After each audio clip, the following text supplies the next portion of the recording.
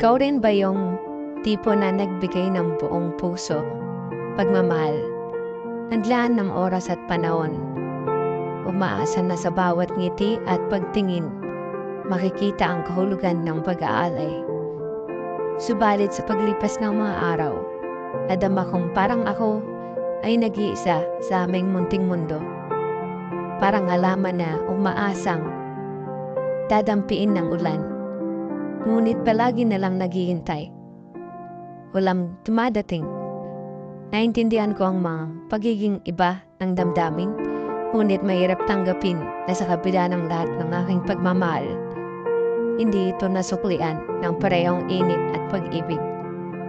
Sa bawat sandali, parang nabubugbog ang puso ko sa sakit. Nauunawaan ko na ang pag-ibig ay hindi laging perpekto, ngunit masakit pa rin isipin